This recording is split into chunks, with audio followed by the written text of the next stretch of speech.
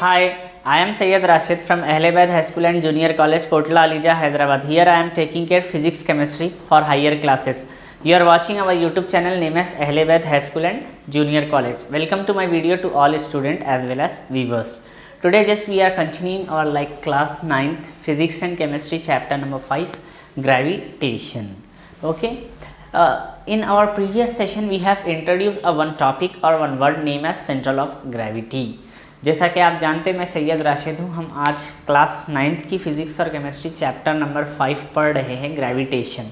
हम हमारी जो लास्ट क्लास थी उसके अंदर हमने एक कॉन्सेप्ट को इंट्रोड्यूस किया था सेंट्रल ऑफ ग्रेविटी।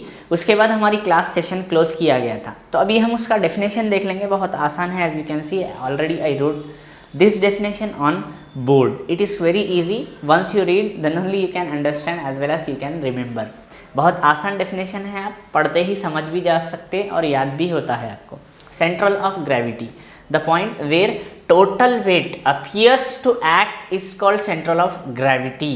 यानी कि सेंट्रल ऑफ ग्रेविटी उस पॉइंट को कहते हैं जिस पॉइंट पे कौन सी भी कंप्लीट जो ऑब्जेक्ट रहता है उसका यानी कि वेट एक्ट कर रहा है।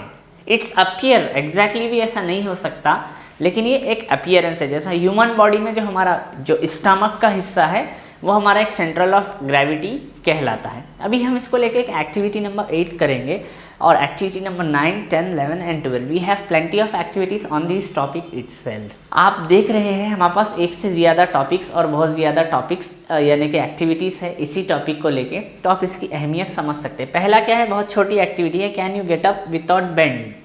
आप एक चेयर पे बैठ जाइए, जैसे ये लड़का बैठे हुआ दिख रहा ना आपको, दिख रहा, तो इस तरीके से बैठ जाइए। बैठने के बाद आप ट्राई कीजिए कि विदाउट बेंड हुए या फिर विदाउट अपने जो 2 लेग्स है ज़मीन को टच किए कि उठ सकते क्या। तो आंसर इज दिस कि no, we have to be bend somewhat, थोड़ा सा तो बेंड होना पड़ेगा।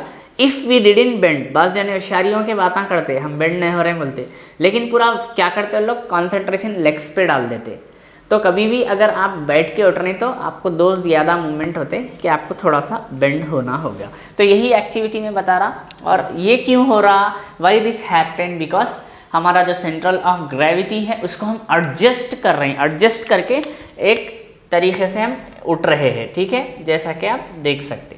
नेक्स्ट है बैलेंसिंग अ लैडर। लैडर किसे कहते हैं, it is a ladder is nothing but जो ऊपर चढ़ने के लिए हम सीढ़ी का यूज़ करते, कुछ इस तरीके से रहता है लैडर। ये अगर वॉल है तो हम लैडर कुछ इस तरीके से रखते। होप यू आर समझने आ रहा होगा आपको, कुछ इस तरीके से लैडर रखा जाता। ये लैडर वॉल को चिपका के ऐसा क्यों नहीं रखते जी, थर्ड इसने सर गिर जाता।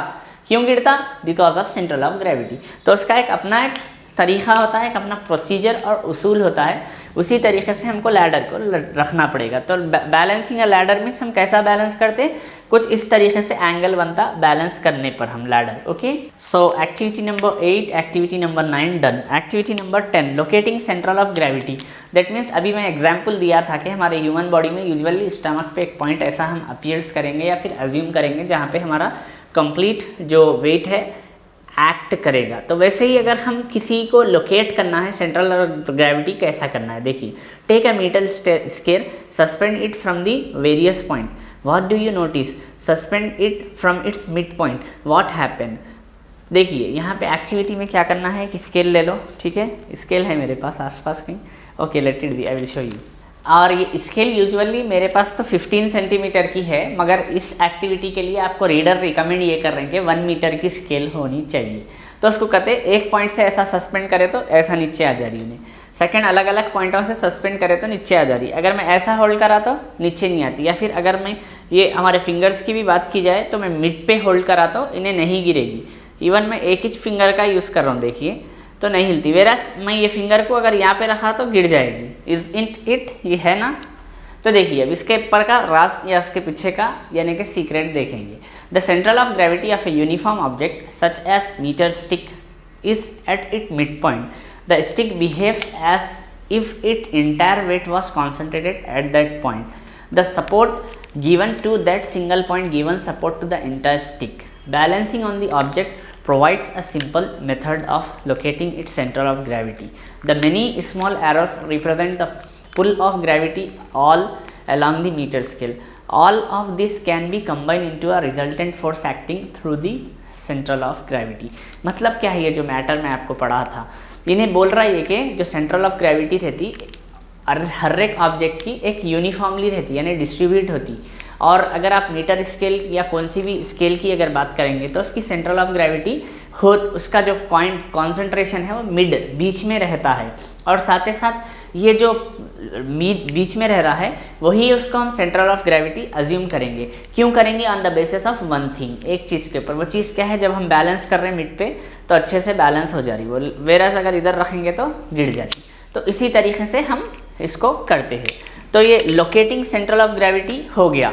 अब इसी के बेस पे identify the central of gravity of ring, यानी एक रिंग है उसकी सेंट्रल ऑफ ग्रेविटी आपको मालूम करनी है। तो एक रिंग की सेंट्रल ऑफ ग्रेविटी मालूम करने के लिए आपको अलग अलग तरीके हो सकते हैं। रिंग एक्चुअली होता क्या है? ऑल द स्टूडेंट इन एक सर्कुलर होता है, सर्कल के जैसा। तो इसमें एक आपको यानी कि स्क्वायर उतारना होगा। स्क्वायर उतार के ऐसा एक डायगोनल्स बनाइए, इसके दो डायगोनल्स, जो बीच का पॉइंट है उसका वो सेंट्रल ऑफ ग्रेविटी है। या फिर आप ये कह सकते हैं कि अगर वो एक सर्कुलर है यानी सर्कल जैसा है तो उसका मिड पॉइंट ही उसका सेंट्रल ऑफ ग्रेविटी होता है। इज इट आ रहा समझने?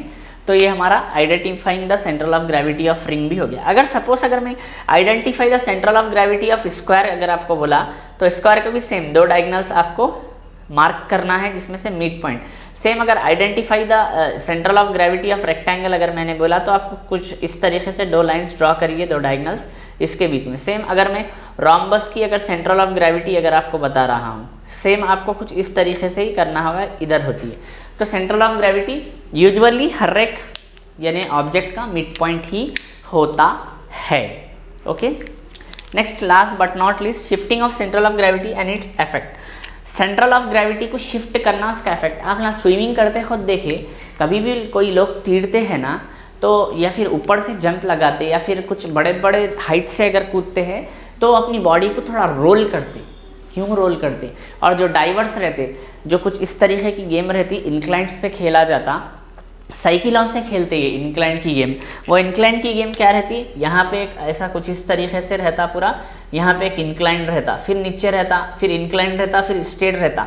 तो जब उन्हें इंक्लाइन से जब उछलता, अगर इधर से जाना चाह रहा बाइक या फिर साइकिल लेके, उन्हें अपनी बॉडी को पूरी तरीके से फोल्ड कर लेते हुए जाके वहाँ पे हिट होता। क्यों? Because he is shifting central of gravity. क्योंकि सेंट्रल ऑफ ग्रेविटी वैसे तो अजम्पशन के हिसाब से हमारे स्टमक पे होती, लेकिन एक्चुअली पूरी बॉडी के अंदर फैले भी है। तो उसको एकदम सुकड़ लेता, श्रिंक कर लेने चाहते, वो जो राइडर रहते श्रिंक कर लेना पसंद करते। तो उसी की वजह से जो उनकी सेंट्रल ऑफ ग्रेविटी है पर्टिकुलर पॉइंट पे शिफ्ट हो जाती। और एक एग्जाम्पल मैं आपको देता हूँ। जैसा कि आप ये इमेज में देख रहे हैं, एक लड़का है, ठीक है। ये लड़का क्या कर रहा, पहले तो अपने 2 हैंड्स डायरेक्टली फीट को टच कर ले रहा केस 1 में। केस 2 में पूरा दीवार को चिपक जा रहा हूँ, यानी दीवार को स्टिक होके 2 हाथा वो करना चाह रहा। तो दीवार को जब उन्हें चिपक के 2 हाथा अपने फीट यानी 2 हैंड्स अपने फीट्स पे लगाना चाह रहा तो नहीं हो सक रहा फुट पे। क्यों नहीं हो रहा? क्योंकि उसकी सेंट्रल ऑफ ग्रेविटी इधर और उधर, shifting of central of gravity होता है। सेंट्रल ऑफ ग्रेविटी के लिए कई सारे डेरिवेशंस वगैरह I think inter first year की फिजिक्स में है। 10th के बाद जो एमपीसी या बाईपीसी लेना पसंद करेंगे उनको ये टॉपिक और डीप में आता। और ये बहुत ज़्यादा इंपॉर्टेंट है, not only for this class, ये 9th के लिए ही नहीं बल्कि 2 और मेन चीज़ों के लिए। ये फर्स्ट टाइम आपके लाइफ में कॉन्सेप्ट इंट्रोड्यूस हुआ सेंट्रल ऑफ ग्रेविटी का। तो आपको तो मालूम ही है, फर्स्ट टाइम नर्सरी में बच्चे को ए से लेकर जेड तक सिखाए तो एक से 2 महीने तो लग ही जाते हैं उसको ए से लेकर जेड तक सीखने।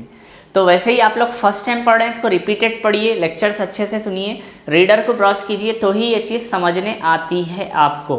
तो हमारा ये ग्रेविटेशन लेसन कंप्लीट हुआ। क्या क्या पढ़े थे जी ग्रेविटेशन में? कुछ तो भी याद है? Do you remember something what we have learn in the chapter gravitation? देखिए, ग्रेविटेशन चैप्टर में स्टार्टिंग यानी कि इसकी शुरुआत होते होते हम ग्रेविटेशन के स्टार्टिंग में क्या पढ़े थे?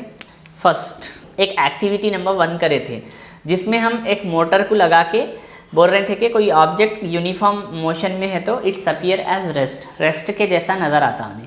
एक्टिविटी नंबर 2 करे थे हम। एक्टिविटी नंबर 2 में हम उस सेंट्रीपिटल फोर्स के बारे में मालूम करें। F = mv² / r, उसका एक फार्मूला रहता है, यानी कि एक हम थ्रेड को स्टोन बन के घुमाए थे, फुल घुमा के चेक करे थे।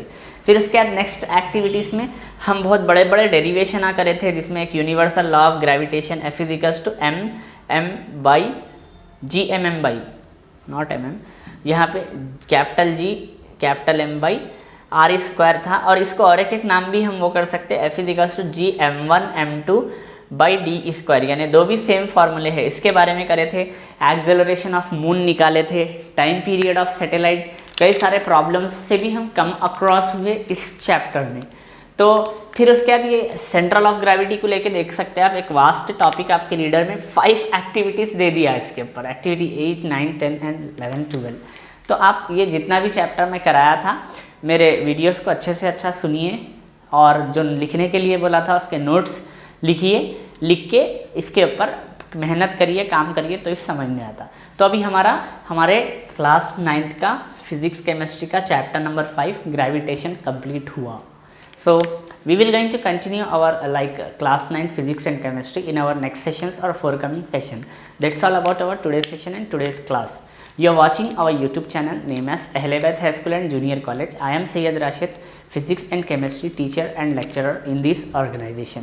Have a great time. Take care. Thank you.